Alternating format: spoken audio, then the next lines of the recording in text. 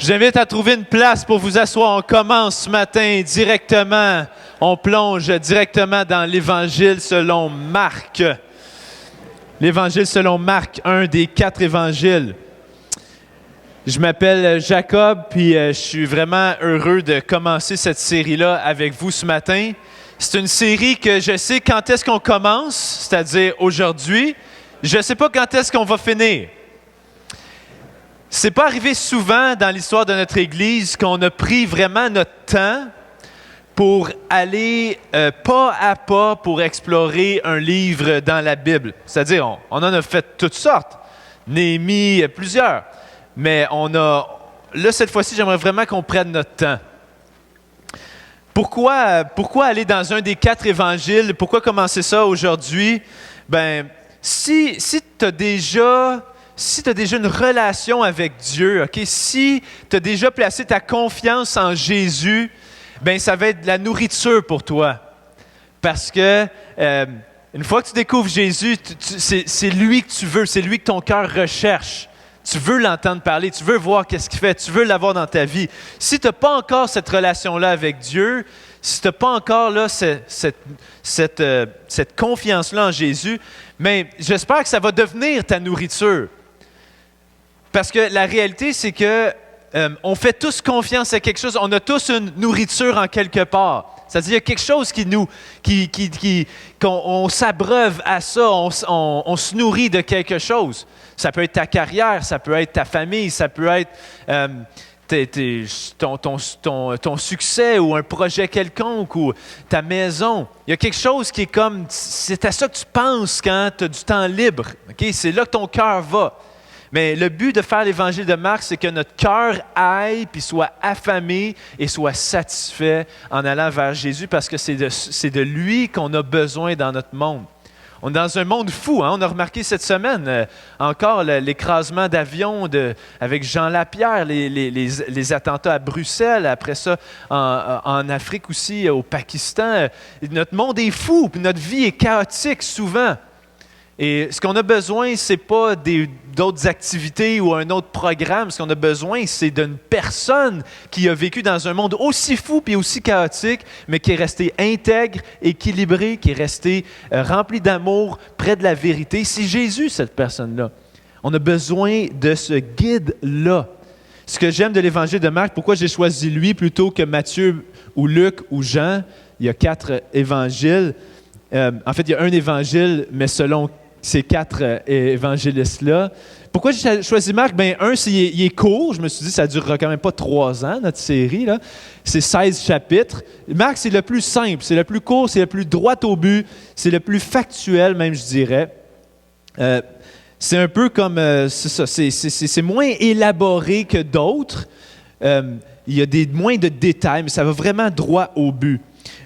L'angle sur Jésus, parce que chacun des 4 évangélistes ont écrit le même évangile, ont raconté la même histoire, mais ils ont un angle différent. Par exemple, Matthieu, il a vraiment fait le portrait de Jésus comme le roi, tu sais, c'est vraiment celui qui est souverain. Luc, c'est plus l'humanité de Jésus, Jésus comme le Fils de l'homme, l'être humain par excellence. Jean, c'est plus la divinité de Jésus, le Fils de Dieu. Comment Jésus était incomparable, complètement au-delà de tout ce qu'un être humain pourrait concevoir de Dieu. Il était encore plus grand. Mais Marc, lui, c'est Jésus comme serviteur. Pas un serviteur genre, je suis allé au restaurant puis je me suis fait servir. Pas dans ce sens-là. Serviteur dans le sens qui est venu aux endroits où est-ce qu'on a mal, où est-ce qu'on est anxieux, angoissé. Il est venu aux endroits où est-ce qu'on a mal physiquement. Il est venu guérir. Puis il est venu où est-ce qu'on a mal, surtout spirituellement, c'est-à-dire au niveau de notre honte, notre culpabilité, nos espoirs les plus grands, notre besoin d'être aimé. Il est venu là pour nous servir. Donc, c'est pour ça que j'étais content qu'on aille dans Marc, parce que ici, il y a une chose que je sais, on souffre tous et on a tous besoin de Jésus à ce niveau-là. Et une dernière chose aussi, c'est qu'on voit l'angle des disciples dans Marc, c'est-à-dire c'est ceux qui vivaient avec Jésus, qui le suivaient, qui vivaient avec lui. Ils sont décrits souvent comme des gens qui sont peureux et incrédules. Ça me fait penser à nous, tout simplement. Des gens qui ont peur de suivre Jésus parce que là, je peux-tu vraiment lui faire confiance? Puis deuxièmement, des gens qui ont de la misère à croire, comme c'est-tu vraiment Dieu? C'est-tu vraiment vrai? C'est exactement ça, ces gens-là. Puis on va pouvoir donc s'associer à eux au fur et à mesure de l'Évangile selon Marc. Si tu es quelqu'un qui a une expérience dans ta foi, tu vas aimer l'Évangile de Marc aussi parce qu'on voit justement Jésus en train de former des disciples. Puis si tu as de l'expérience dans ta foi, ça devrait être ton désir, c'est probablement ton désir d'aider d'autres personnes à découvrir Jésus aussi, de les aider à grandir. Alors dans l'Évangile de Marc, tu vas apprendre aussi du Maître comment faire ça. Alors j'espère que vous êtes prêts. Vous avez votre Bible? Alors, parce qu'on n'est pas un bowling ici, c'est une église, on vient avec notre Bible. Sinon, on viendrait avec notre boule de bowling. Si vous n'en avez pas, par exemple, prenez pas personnel ma joke, on vous en offre une. Merci Michel, merci Voangi aussi. Et vous pouvez la garder si c'est votre première Bible, c'est notre cadeau, prenez-la. Ça va être votre nourriture aussi, j'imagine. Alors, juste avant qu'on lise les 8 premiers versets de l'Évangile selon Marc, on va prier ensemble. On va commencer par justement reconnaître que ce qu'on fait, ce n'est pas juste horizontal, c'est vertical. C'est surtout la main de Dieu qu'on cherche ce matin. Alors, on va prier.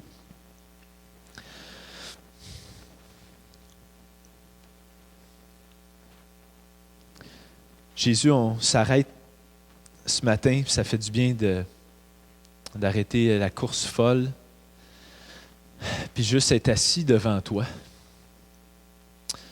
Sachant que tu connais tout de moi, Seigneur. Tu sais exactement toutes mes motivations. Il n'y a rien qui est secret. Tu sais exactement tous les endroits où est-ce que j'ai de la misère à te faire confiance.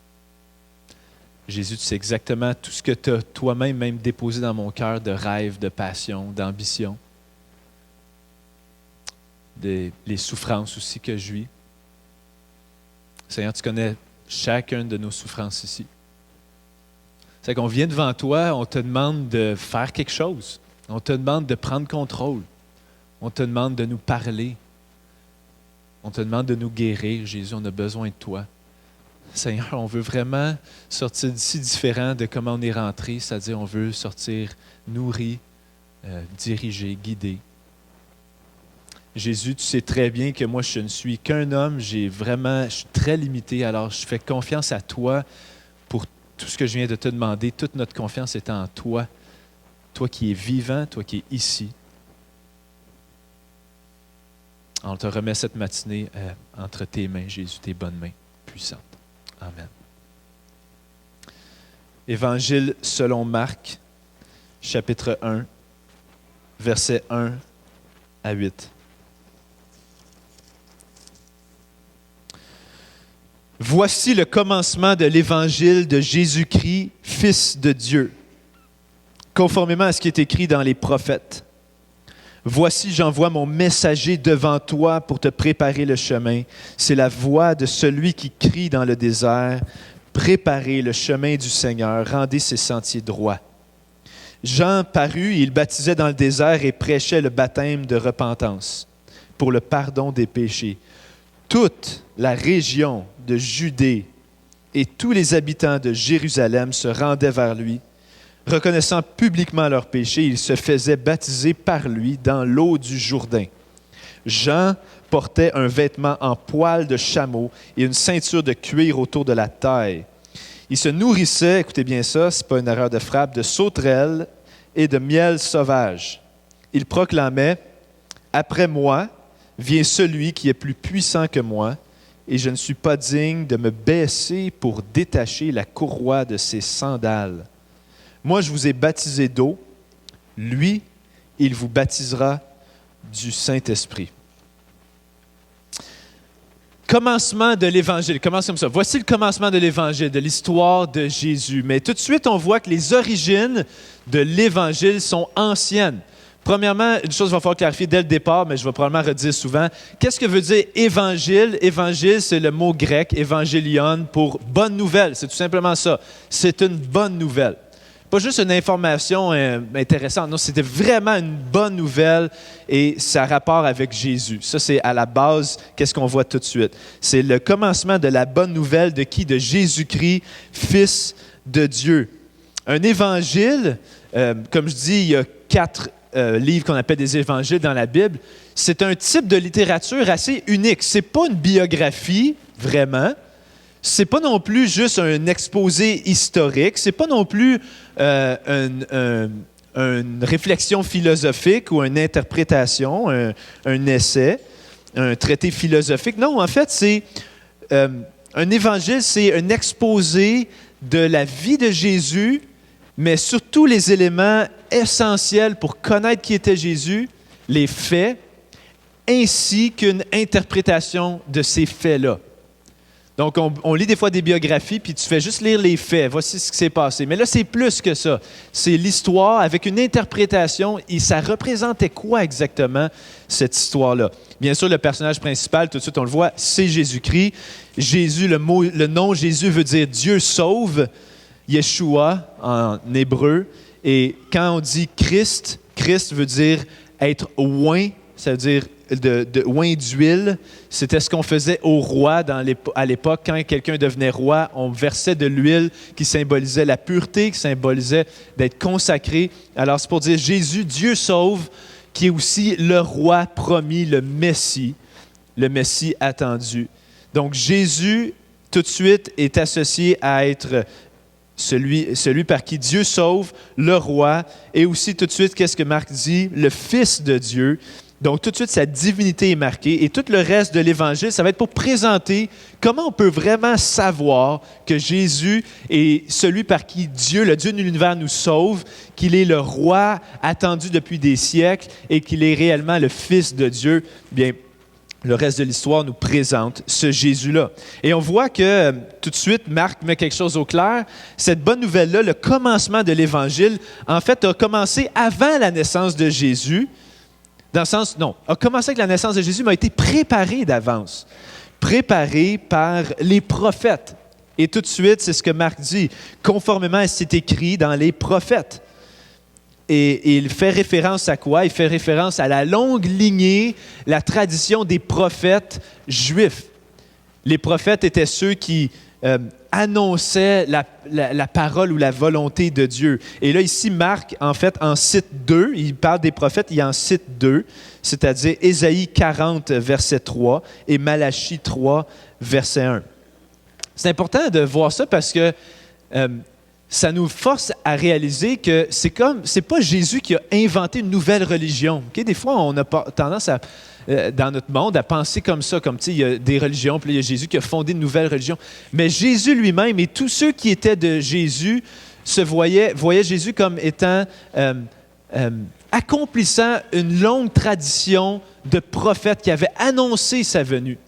Puis une tradition qui remontait à loin, loin, loin, loin, même à la création du monde. Parce que ces prophètes-là, ce n'étaient pas des prophètes qui s'étaient autoproclamés prophètes, Malachie et Ésaïe. Malachie qui avait vécu 500 ans avant Jésus-Christ, Ésaïe environ 800 ans avant Jésus-Christ. Et dans le fond, il parlait simplement des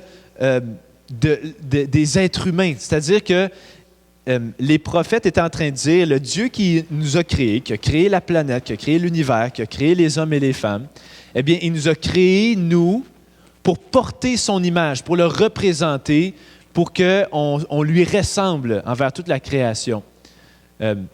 Les êtres humains ont été créés pour porter son image. Sauf qu'on a brisé son image.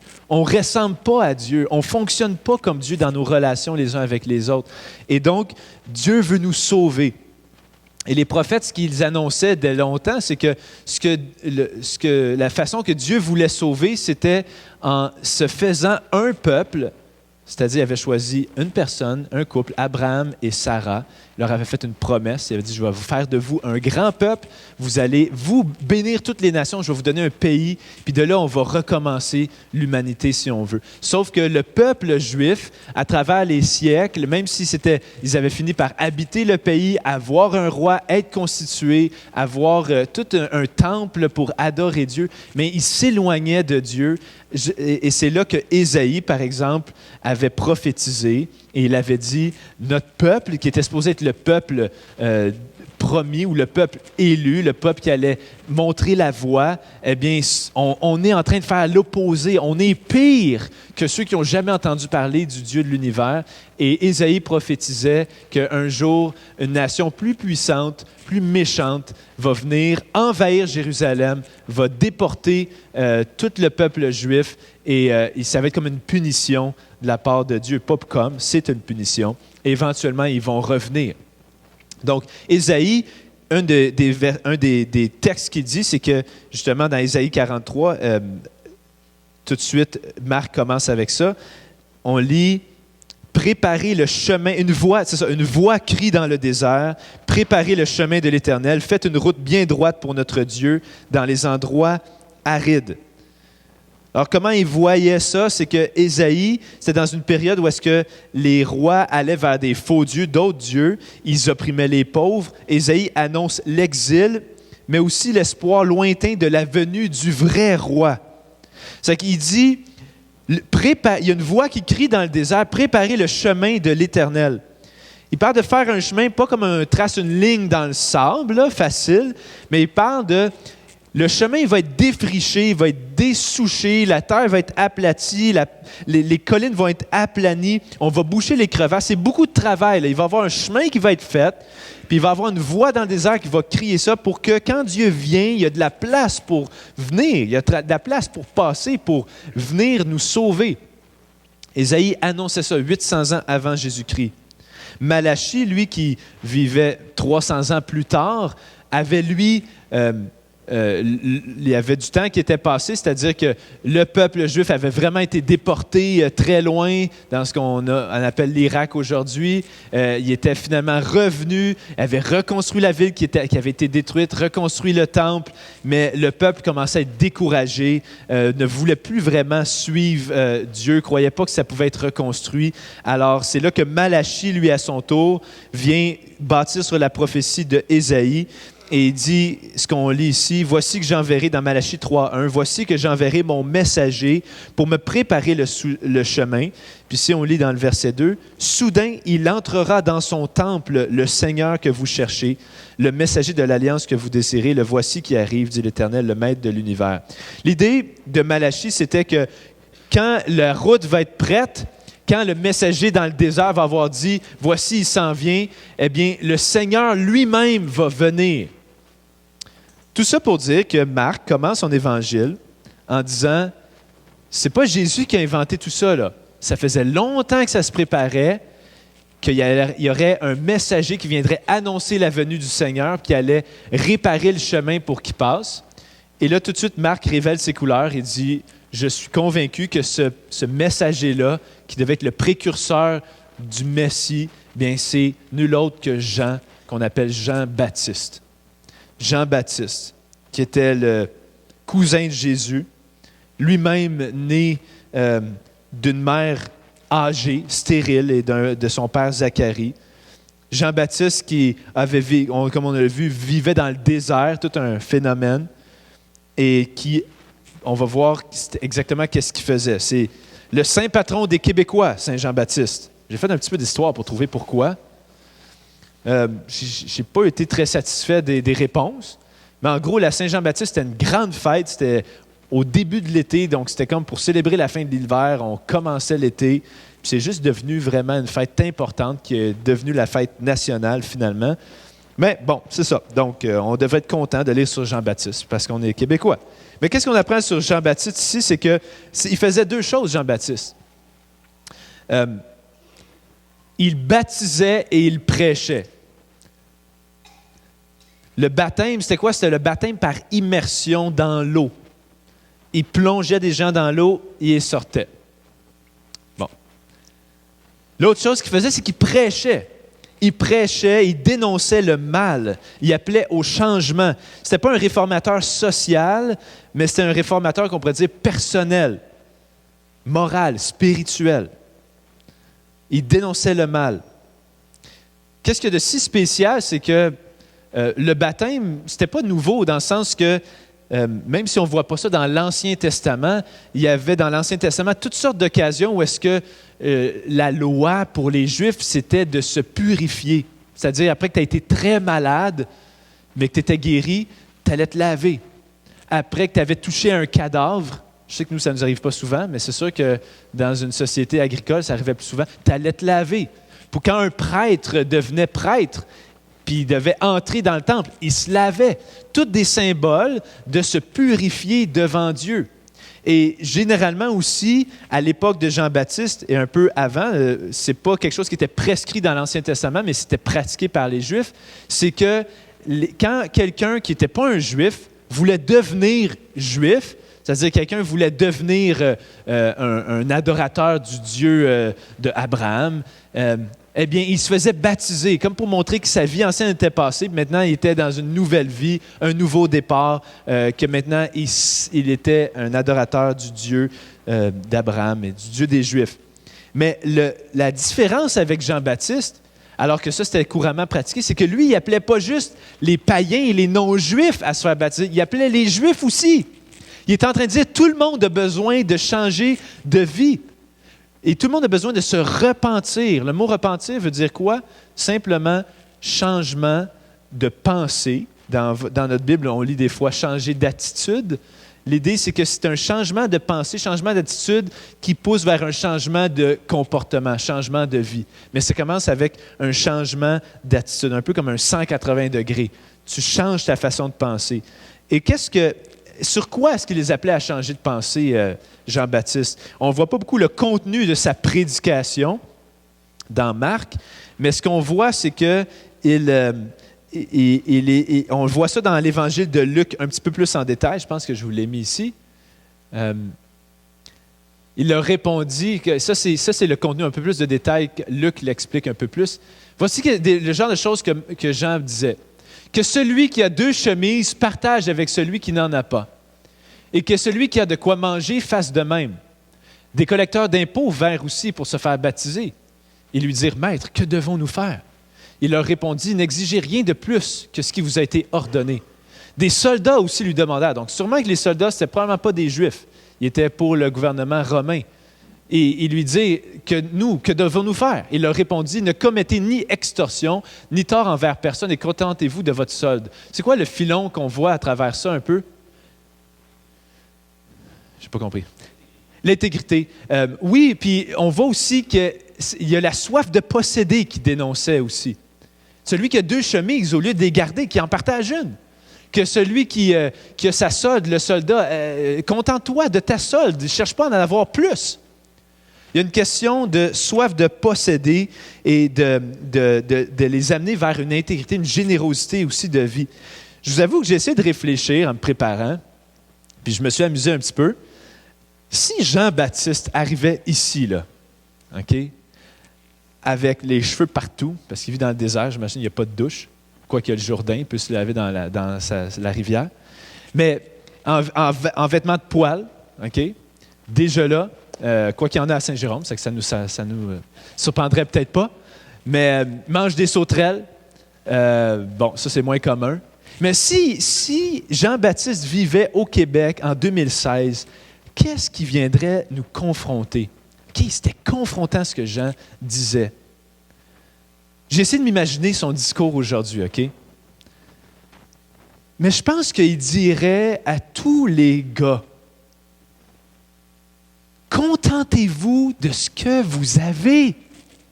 Arrêtez de désirer une autre femme que celle à qui vous n'êtes pas prêt de faire une promesse de l'aimer toute votre vie.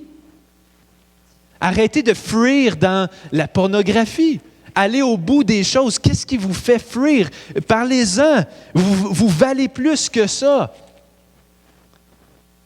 Pensez plutôt à employer vos énergies à créer un futur meilleur, sécuritaire pour la prochaine génération. Repentez-vous, les gars. Changez. Il dirait probablement aux filles, vous aussi arrêtez de désirer l'apparence d'une autre. Contentez-vous de qui vous êtes. Vous savez que vous allez juste vous perdre dans un monde d'illusions puis de convoitises avec toutes les publicités qu'on a. Arrêtez ça. Vous valez plus que ça. Faites le bien, travaillez de vos mains, réveillez-vous, contentez-vous de ce que vous avez. Arrêtez de souhaiter d'autres choses. Il dirait probablement à toutes les mamans, il dirait, Contentez-vous des enfants ou de ceux que vous n'avez pas. Contentez-vous de ce que vous avez. Arrêtez de chialer que votre enfant n'est pas exactement celui que vous auriez voulu ou qu'il ne vous donne pas autant la paix que vous vouliez. Puis arrêtez d'espérer qu'à travers toutes les couples, les bébelles et les affaires, qu'ils vont parler à leur cœur. C'est ça qu'ils ont besoin, prier avec eux, lisez la Bible avec eux. Ils appelleraient les pères à quoi? À eux aussi, à arrêter de penser à l'argent que tu as ou que tu as besoin, puis à comment ton boss est fatigant, puis comment si tu faisais ça, tu pourrais en avoir plus. Et contente-toi de qu'est-ce que tu as. Rappelle-toi que c'est Dieu qui est le propriétaire de l'univers. Arrête d'enseigner à tes enfants le stress par rapport à l'argent. Enseigne-leur plutôt le contentement. Les parents, peut-être qu'ils diraient aussi aux parents, arrêtez de laisser vos enfants vous tenir tête. C'est vous les parents. Éduquez-les, instruisez-les. Mettez des limites claires, arrêtez de vous impatienter. Arrêtez d'enseigner la consommation à vos enfants, enseignez le contentement. À tous les couples, ils diraient quoi? Ils diraient, arrêtez de souhaiter qu'il y ait quelqu'un d'autre qui compte vos besoins. Arrêtez de chigner, de vous plaindre que tu serais donc mieux si tu n'avais pas lui ou elle, parce qu'il ne correspond pas à ce que tu aimerais. C'est à lui que tu as promis. Puis à tous ceux qui sont célibataires, ils diraient quoi? T'as-tu entendu qu'est-ce que je viens de dire au couple? Plains-toi pas non plus. À tous les baby boomers, qu'est-ce que Jean-Baptiste dirait? Je pense qu'il dirait, arrête de penser que tu mérites ta retraite. Utilise ta retraite pour servir. Tu méritais la mort en réalité. Pour donner, repentez-vous. Et à la génération Y, il dirait quoi? Arrête de penser que tes humeurs et ton feeling et que toute la vie tourne autour de toi et tes intérêts. Utilise ta jeunesse pour servir, pour donner. Arrêtons de chialer. Contentons-nous de ce qu'on a. Soyez reconnaissants. Aujourd'hui même, ça commence aujourd'hui. Vous savez quoi? Il devait être pas mal plus meilleur que moi, là. Mais il confrontait tellement les gens, mais les gens, l'effet, c'est que les gens venaient de loin pour l'entendre. Regardez, je vous ai fait une petite carte, avec l'aide de Google.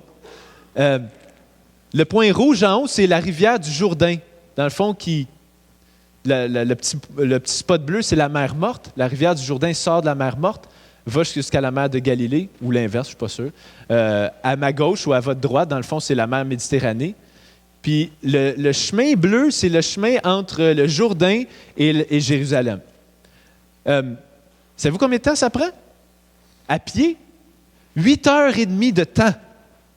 Les gens venaient de vraiment loin pour se faire crier après. Pour se faire dire leurs 4 vérités en pleine face. Puis regardez ce que ça dit. Ça dit quoi?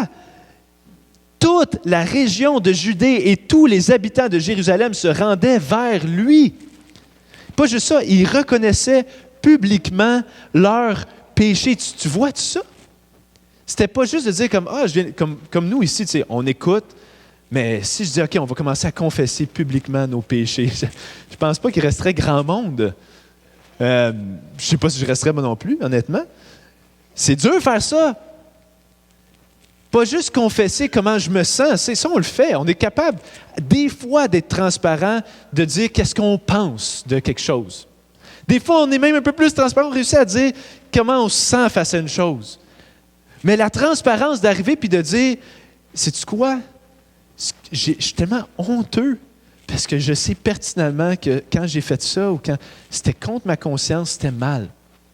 Ça, c'est rare. En plus, quand un groupe de gens le font publiquement, il y a quelque chose qui se passait là avec gens qui étaient extraordinaires. Mais pourquoi les gens faisaient toute cette route-là? Pourquoi un tel mouvement pour venir se faire dire la vérité comme ça, puis venir... Savez-vous pourquoi, moi, je pense? Puis je l'ai écrit, je l'ai montré ici, là. On aspire tous à une nouvelle vie. Pas juste ça, on aspire tous à un guide moral. On le voit, ceux qui ont vu Star Wars, OK? Il y en a qui l'ont vu même plus qu'une fois. le dernier Star Wars. Tu sais, le premier Stormtrooper, là, sont tous blancs, là, même si vous n'avez pas vu le film, vous les avez vus partout au Walmart ou n'importe où qu'il y a des choses pour enfants. C'est tous les soldats avec leur fusil comme ça. Là. Puis il y en a un, tu sais, vous vous souvenez que dans un combat, il y en a un l'autre à côté de lui meurt, puis sa main ensanglantée lui frotte le casque. Là. Puis là, c'est comme celui-là, ce combattant-là, en réalisant qu'il y a du monde qui meurt, puis il enlève son casque, là, puis c'est le seul qui devient comme un dissident. Tu sais, il devient comme, moi, je ne peux pas tolérer ça, je ne veux pas vivre comme un robot tueur. Qu'est-ce qui se passe, là? Il y a une fibre morale qui vient d'être détectée.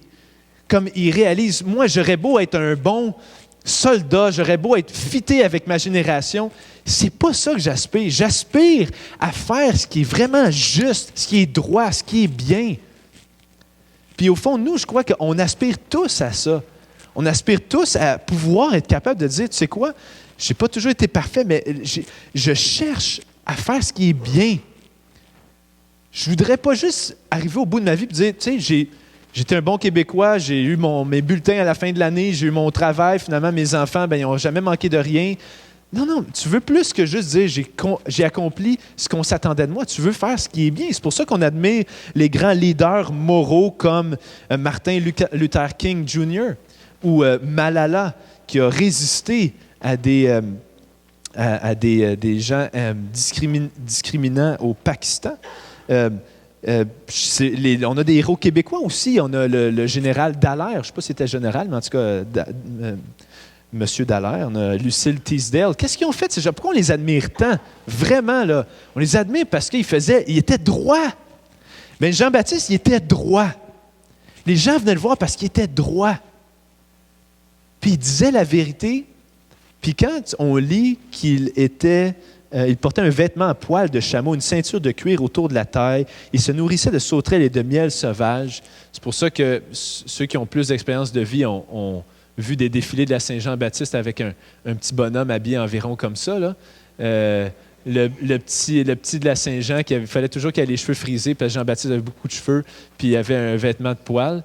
Puis même, il y a des vêtements de poil en dessous de lui. En tout cas, vous avez vécu toute une expérience. Hein? Ceux qui ont vécu dans ces années-là, là, wow!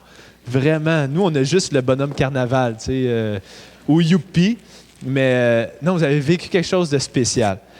Le point, c'est que Jean-Baptiste, il avait une crédibilité parce que c'était clair que ce gars-là, là, il ne faisait pas ça pour la limousine, tu comprends? C'était clair que ce gars-là, là, il ne faisait pas ça pour la gloire. Il faisait ça parce qu'il craignait Dieu. Il faisait ça parce qu'il voulait être droit. Puis il voulait préparer le chemin pour que le Seigneur puisse venir puis sauver. Ça parle de quelque chose dans notre cœur à nous, tous les êtres humains. On aspire après cette droiture-là.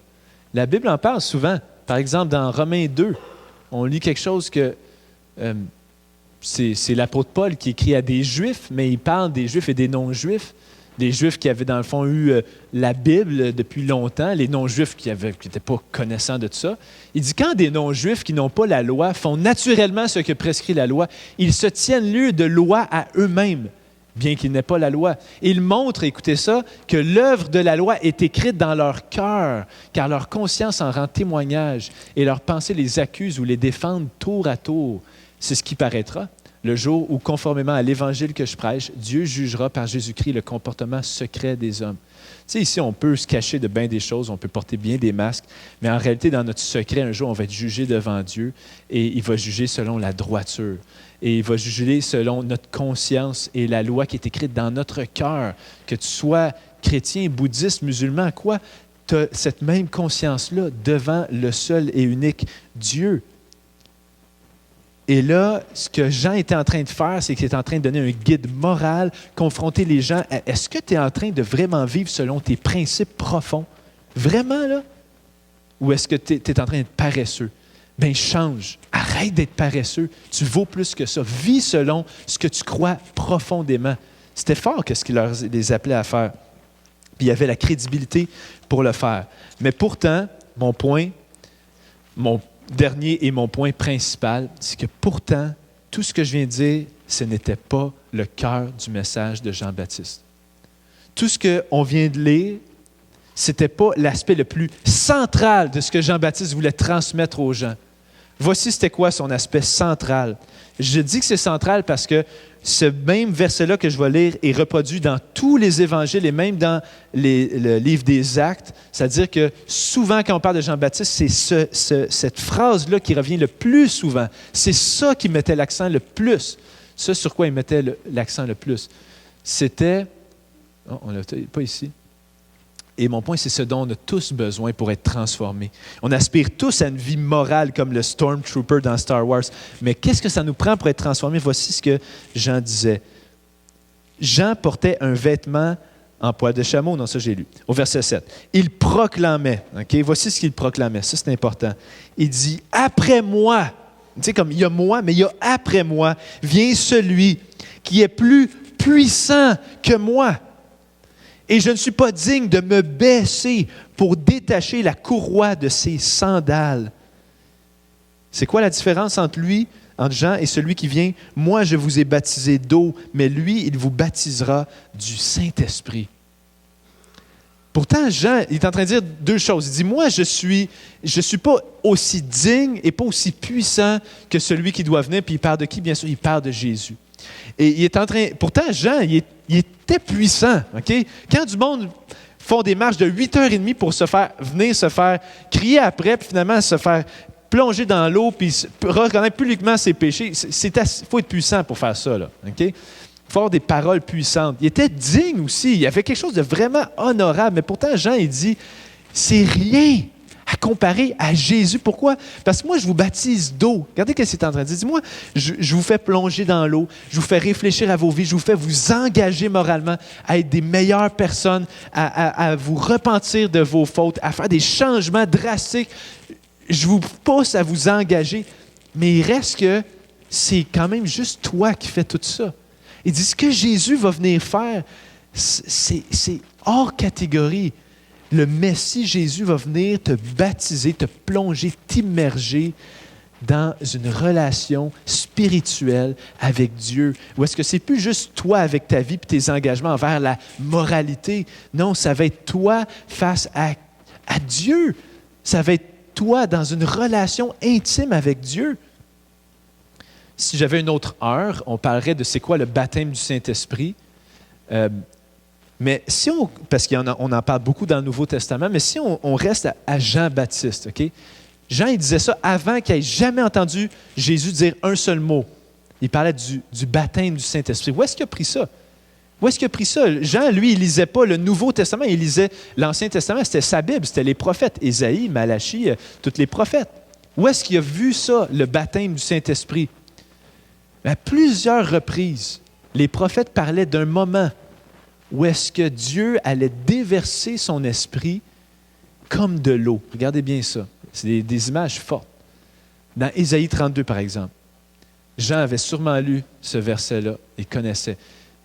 Ça dit « Jusqu'à ce que l'Esprit soit déversé d'en haut sur nous, alors le désert se transformera en verger. » Bien sûr, le but, ce n'était pas juste une grosse expérimentation botanique, là. C'est une image pour dire la justice habitera dans le verger. L'œuvre de la justice, ce sera la paix et le produit de son activité sera la tranquillité et la sécurité pour toujours.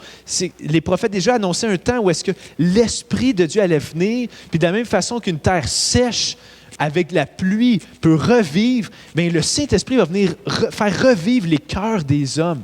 L'Esprit de Dieu, où il avait lu probablement Ésaïe 44, 3 à 5. En effet, je verserai de l'eau sur la terre qui a soif et des ruisseaux sur le terrain sec. Je déverserai mon esprit sur ta descendance et ma bénédiction sur tes rejetons. Et l'un dira, j'appartiens à l'Éternel. L'autre voudra porter le nom de Jacob. C'est déjà fait. Un autre écrira sur sa main, propriété de l'Éternel, et prendra avec fierté le nom d'Israël. Tu sais, si vous avez voyagé dans le sud, ou en Afrique, vous allez dans des villages où est-ce que le dépanneur s'appelle « Gloire à l'Éternel ». Hein? Puis là, sur la vanne, il est écrit paysagement, j'aime Jésus ». Tu sais, ils ont mis le nom de Jésus partout. Mais il y a quelque chose de biblique là-dedans. Okay? Il y a quelque chose de dire, on veut que tout dans notre vie pointe vers Dieu. Ils veulent annoncer ça. Nous, c'est Walmart, Loblaw, Rona. Et Jean-Baptiste est en train de dire, il y a un moment où est-ce que l'Esprit de Dieu, Dieu lui-même va venir, lui-même transformer. Regardez le prochain texte, c'est encore plus frappant dans Ézéchiel 36, 25, 28. Encore là, on voit le baptême de l'Esprit. On voit probablement où est-ce que Jean il a vu cette image-là. Je vous aspergerai d'eau pure et vous serez purifiés. Je vous purifierai de toutes vos impuretés et de toutes vos idoles. Je vous donnerai, regardez comme c'est beau, un cœur nouveau. Je mettrai en vous un esprit nouveau. Je retirerai de votre corps le cœur de pierre. Je vous donnerai un cœur de chair. C'est mon esprit que je mettrai en vous. Ainsi, je vous ferai suivre mes prescriptions, garder et respecter mes règles. Vous habiterez le pays que j'ai donné à vos ancêtres. Vous serez mon peuple et je serai votre Dieu. Voici ce que Jean était en train d'annoncer. Il dit, autant il parlait avec force, il parlait au cœur de sa génération, où est-ce qu'il y avait eu un mouvement. Mais il était en train de dire, tu sais, ça peut être tout temporaire, ça. Tu te fais baptiser, tu t'engages, puis je suis sûr que chaque personne ici pourrait me dire, me raconter un moment dans sa vie où est-ce que il y a un moment où est-ce qu'il était bien émotionnel, puis qu'il a dit, je vais changer. Tu sais, as-tu déjà eu ce moment-là? Puis après peut-être une virée de trop, ou après peut-être une carte de crédit de trop, ou je ne sais pas quoi, tu te dis, là, ça n'a plus de bon sens. Ou après quelqu'un te parle dans le casque, vraiment solide, là, tu te dis, OK, là, peut-être tu signes quelque chose, je ne sais pas trop, tu le caches en dessous de ton lit, je ne sais pas qu'est-ce que tu as fait, un pacte de sang avec quelqu'un, je ne sais pas, mais tu te dis, la vie ne sera plus pareille. Puis je serais curieux de savoir, ça a-tu marché? La réalité, c'est que on a beau s'engager moralement. Jean-Baptiste, il était vraiment conscient. Ce qu'on a réellement besoin, c'est une transformation de cœur. Ce qu'on a réellement besoin, c'est pas de dire « je vais être meilleur », c'est de dire « je ne suis pas capable ». Mais l'Esprit de Dieu va venir changer ce que je veux. Parce que souvent, elle a la bataille. C'est que ce que je veux, dans le fond, c'est pas vraiment ce qui est moral, ce que je crois que je devrais faire. Puis il y a une bataille. Mais l'Esprit de Dieu, il vient dans notre cœur, il vient transformer, il vient nous communiquer que Dieu nous aime, que Dieu n'a pas attendu qu'on soit arrivé à la mesure de notre engagement pour dire « OK, tu es correct, tu es legit ». Non, il est venu mourir sur la croix, porter nos fautes avant même qu'on soit la personne qu'on voulait être. Il a tout fait. Il nous a adoptés dans sa famille et après ça, il est avec nous à chaque moment de notre vie. Je me souviens d'un moment où est-ce que j'ai vu ça vraiment clairement. C'était l'année où est-ce que j'étais à l'école biblique. J'étais dans un dortoir avec d'autres gars, des lits superposés. Puis on a une couple de nous qu'on voulait s'entraîner le matin. C'est peut-être une autre résolution que vous avez déjà faite. Je vais m'entraîner cette année. Mais on voulait s'entraîner, puis un autre gars, il m'a dit « Hey, tu peux-tu me réveiller? Moi, bon, à telle heure, je ne sais pas trop, là, 6 heures, tu me réveilles, on va y aller. » OK. Mais à chaque fois que j'allais le réveiller, il ne se réveillait pas. Je le brassais, je dis « Ah ouais, il s'appelait Dexter. » Dexter. Il était grand, super grand, Dexter, 6 pieds 2. Je disais, ah ouais, Dexter, c'est le temps. Là. Puis moi aussi, j'étais fatigué. Moi aussi, je ne voulais pas perdre mon temps. Puis, ah ouais, OK, j'arrive. Il n'arrivait pas. C'est que là, finalement, il arrivait, 10 minutes après, là, j'essaie de le suivre. On faisait des fois des setups, il s'endormait en faisant ses setups. J'étais comme, ah, man. J'avais vraiment de la misère avec lui. Là. Je me rappelle que j'étais en train, des fois, d'étudier ou j'étais en train de faire mes travaux. Puis là, il venait s'asseoir à côté de moi, puis il m'achetait sa gomme comme ça, puis il voulait jaser, il était tanné de faire des devoirs. Vous avez peut-être un ami comme ça. Là. Il voulait juste être là, comme « Hey, puis, ça va bien? » J'étais comme « Tu vas-tu me laisser tranquille? » Mais, j'étais en train d'étudier la Bible, okay? C'est l'école biblique. Je n'avais comme pas le droit, tu comprends, d'être impatient. Là. Je ne peux pas être en train de découvrir Jésus puis pogner les nerfs après quelqu'un. Là. C'est que j'essayais vraiment fort d'être gentil, okay, avec ma face. Mais tout en dedans de moi est en train de dire « Tu m'écoeures! Va-t'en! » Puis je me souviens sincèrement d'un moment où est-ce que, c'est pas explicable, là, mais où est-ce que je suis arrivé devant Dieu et je me suis dit « Je suis pas capable. Je l'aime pas. » On va être franc. Puis j'aurais pu avoir eu 20 Jean-Baptiste pour me le dire que j'étais impatient, je le savais. Mais j'avais besoin d'une transformation de cœur. Je me souviens de m'être agenouillé puis de juste dire, aide-moi, Seigneur, viens transformer mon cœur. Puis je me souviens que à partir de ce moment-là, parce que je m'étais vraiment humilié, il y a vraiment une différence. Pas que j'étais plus engagé, pas que j'étais plus fort. Non, sincèrement, j'avais une patience. Je l'aimais. Il s'assoit à côté de moi, puis j'étais capable d'arrêter de me dire, tu sais, les devoirs, c'est important, mais lui, c'est un être humain, là, puis créé à l'image de Dieu, puis je jasais, tu sais, puis ouais, ou j'étais capable de dire même, tu peux-tu me donner encore une demi-heure, puis on va aller prendre une marche après. Oui, c'était pas dur, je te le dis, c'était pas dur. Parce qu'une fois que l'Esprit de Dieu vient toucher notre cœur, c'est plus quelque chose qui est forcé, c'est quelque chose qui vient de Dieu, qui vient du cœur. J'ai invité les musiciens à venir en haut. Aujourd'hui, la question, ça ne serait pas est-ce que...